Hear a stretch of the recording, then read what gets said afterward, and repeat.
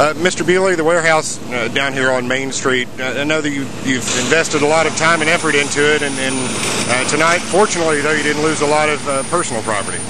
No, the warehouse was pretty much vacant. We just completed the roof and the flooring, and we're in the process of cleaning it up.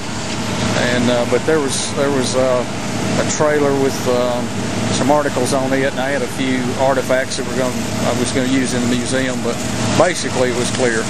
Talk about what your intentions were. You wanted to have a car museum here. That was your primary purpose in the renovation?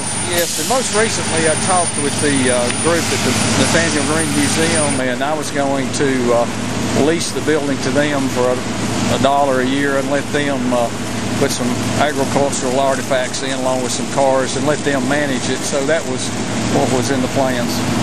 You'd recently replaced the roof, and someone said that in that process you took off a lot of asphalt and tar, things that could have made this a lot worse situation. Yeah, we took a tremendous amount. I don't know how much, but we took the tar roof off, or asphalt roof, which was probably in some places 3 to 5 inches thick. We took it off all the way down to the wooden decking and replaced some of it and put a metal roof on.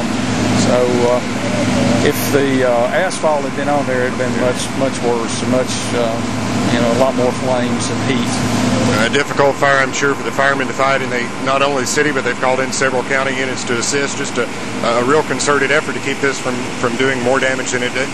Yes, unfortunately, the Andrew Johnson house was not hurt in any way. A lot of the trees bordering our property and the Andrew Johnson caught on fire. Particularly, there were some hemlocks, some evergreens that are highly flammable, and which concerned me when I got here. That's what had started, but the fire department reacted real quickly and got some water on those, which hopefully prevented any opportunity for fire to move toward the Andrew Johnson home over there. Plus, we own the building across the street, the old City Dodge garage, and I've got a lot of cars and things in there, and I was concerned about the fire coming across the street, but luckily they were able to get water on it.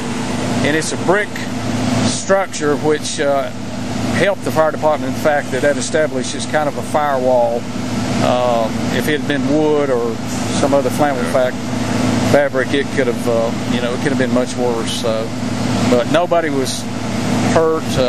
Fire department did a great job. They reacted quickly. But it's just a tragedy. I'm just in shock.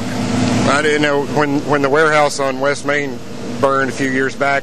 As I came in from Alsheim, I could see that glow, and I could this one too. I know that had to probably hit you as you made your way into town this morning. My daughter and I came in, and my wife followed, and I saw when I got to, hit from Asheville Highway to West Main, I saw it, and it was, it was bright, and we could see the smoke, so I knew it was bad. Chief Folks, talk about the difficulty in fighting a fire like this inside a contained structure that you can't really send guys into. You wouldn't want to do that.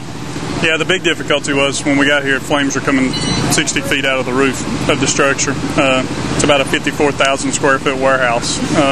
When you've got that much fire involvement, we can't send firefighters into it. Our main task then becomes protecting the exposures around, making sure that every building around it is protected and the fire doesn't extend to those structures, especially in this case because you had a historical structure just directly adjacent to it, which was the Andrew Johnson home. That was our main goal. Besides the safety of our personnel, that was priority number one. But protecting those exposures, we didn't have any damage to any exposures whatsoever on any side of the building. We did have some peripheral damage to some telephone poles and maybe some signs and stuff like that, but none of the buildings. Fire did not extend to any of the buildings or any other properties whatsoever. Mr. Bewley said he just replaced the roof, and there was a lot of asphalt on the old roof. That would have made it a much more dangerous situation. Yeah, it would have made it much more difficult with the weight of that roof pushing out against the walls and etc. The weight pushing out on those would have made a more dangerous situation, as well as just the weight and where that collapses down, because the asphalt will actually burn on top and you'd have fire underneath from the contents inside the structure. So those are what makes it difficult. What will the traffic be around this area today? And I know you were talking with the mayor about what you can and can't do. Certainly a lot of it, at least College and perhaps McKee, will need to be shut off. Do you know about Main Street? For the most part of the day, we'll probably have Main Street shut down. McKee Street and College Street will all be shut down in the immediate proximity of the warehouse. There will be signage out deterring folks around that, and we're just going to, for safety's sake, and we'll actually have fire units on the scene probably most of the day, digging out hot spots inside and doing some cleanup activities here on the scene. Any idea on how many firefighters that the city called out, and then I know they brought in assistance from some of the county systems too? Yeah, we've probably got about 22 or 23 firefighters from Greeneville here, as well as probably 12 or so from volunteer departments. The Bus Volunteer Fire Department and Tusculum Volunteer Fire Department are here. Also, the American Red Cross is here doing rehabilitation, food, drink, and stuff like that for the firefighters are here on the scene and making sure everybody's safe, blood pressure's okay, stuff like that. So we really appreciate those other agencies helping. We also have our full-time staff staffing up our reserve apparatus. So if we have another call inside the city, we've got apparatus still in service to cover all those calls.